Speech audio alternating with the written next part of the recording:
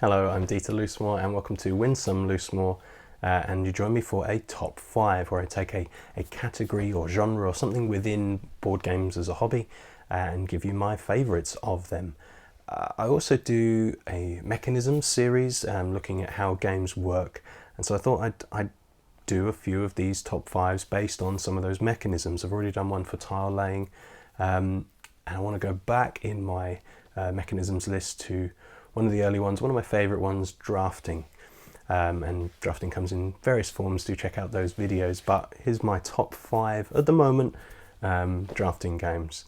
Number 5 is Azul, and I've put here Summer Pavilion, and I've put Summer Pavilion because it's the one I own, it's the one I've played most, it's the one that I'm most familiar with in how I feel and respond to the drafting itself. In Azul there are collections of beautiful pieces of different colours, and you are taking it in turns to go around the table to draft a colour from one of these locations. As I say, if this is not true in all of them, it's true in Summer Pavilion. And any you don't choose go to the middle. They're almost discarded, but not yet. And so you're collecting up this, you go round and round and round and round.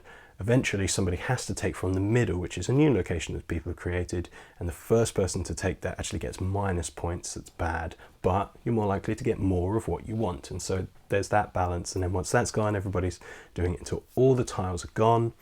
That's the first phase of a round, which is the drafting bit.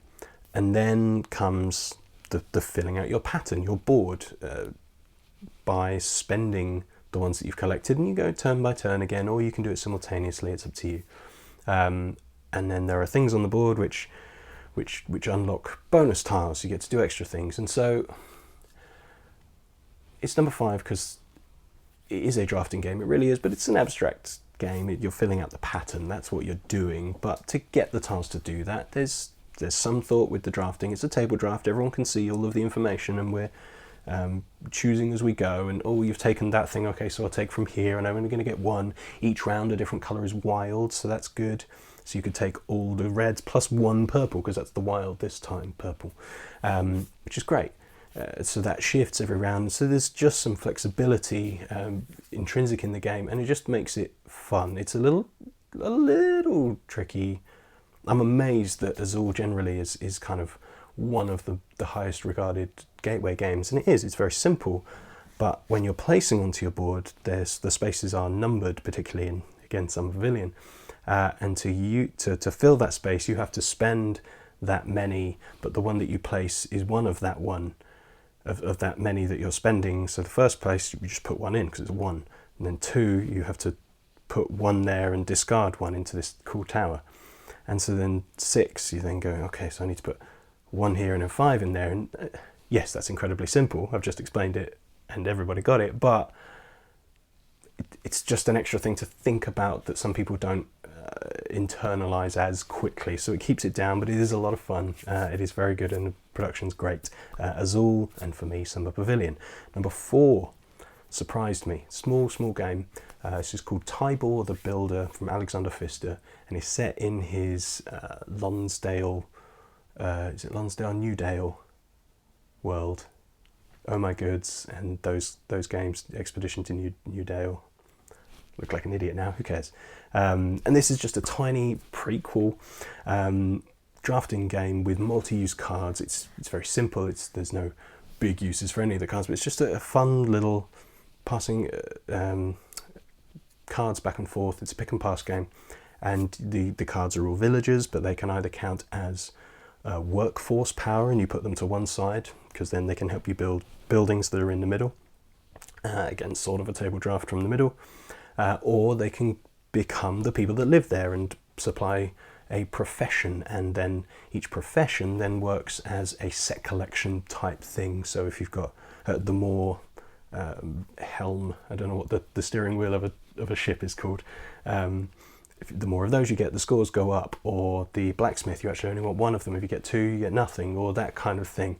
For every 4 soldiers you have, you get so many points. That there's just this varied set collection going on, and so you're trying to do this, picking and passing, going around, trying to build your own thing, as I say, using your workforce potentially to build buildings, and everybody has different color buildings that they're trying to get extra different points at the end.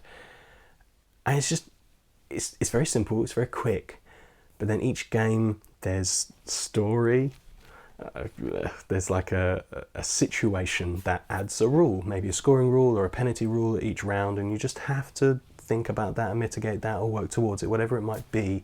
So it just adds a bit of variability, so it just works well. I've not played it and everyone's been like, whoa, this is the best thing ever, but people have gone away going, interesting, and then a week or so later, yeah, let's try that thing again, that was really cool. So it's been a grower for me. It was a nice surprise. It's small, it's cheap, it's just solid, just really solid.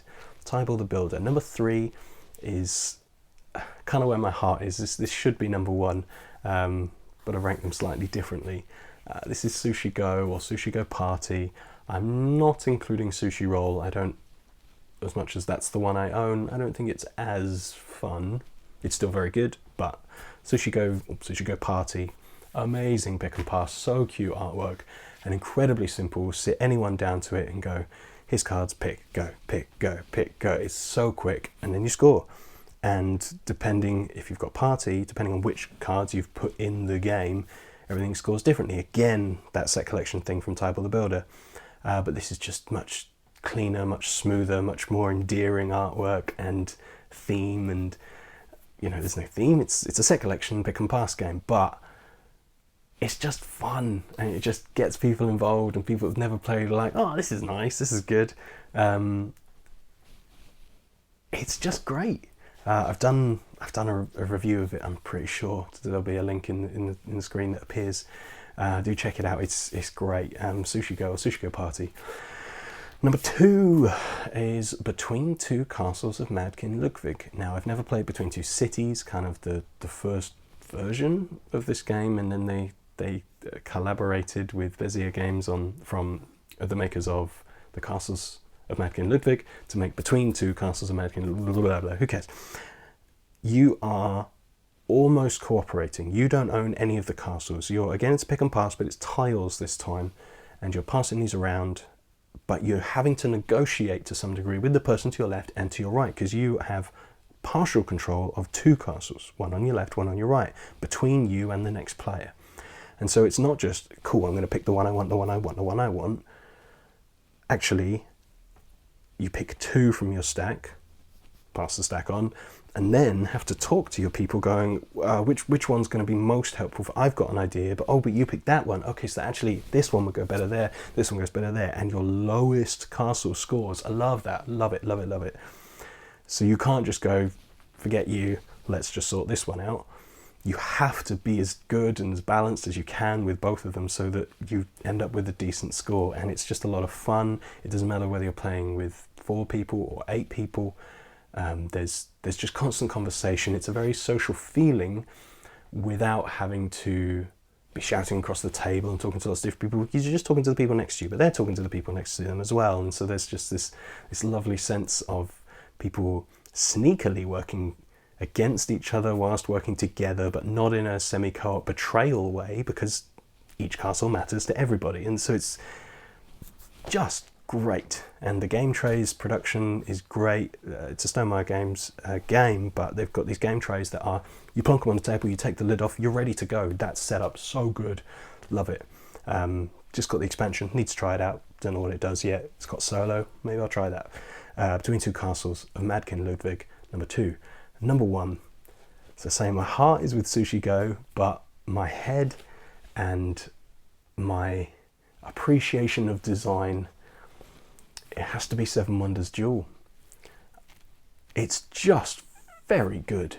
It's just very good. This is a table draft, but only half of the cards are visible or the right way up, and you unveil them as you go through this pattern that you've set, this pyramid essentially of the cards. And it's just a 2-player game. You're going back and forth, just taking a card, maybe paying for it if it has a cost, or you don't have to pay for it because you've already got cards that cover that cost, or you have to pay money because your opponent produces it instead of you, so you're essentially trading with them to get the resources, but it's super expensive. And then occasionally you can build one of your wonders which give you a special power or scoring or another go or whatever it might be. There's a military track to be thinking about. The red cards just push you on this tug of war track, and it's not really a way to win. You can win that way if you get all the way to the end of your opponent's track, you've defeated them, but it's more of just something to be aware of, just something to be like, oh, let's just keep you back, let's just hold you back, or there's a slew of red cards, I'm going to smash you right now and make you leave me the cards I want because you have to focus on military, otherwise I'll beat you.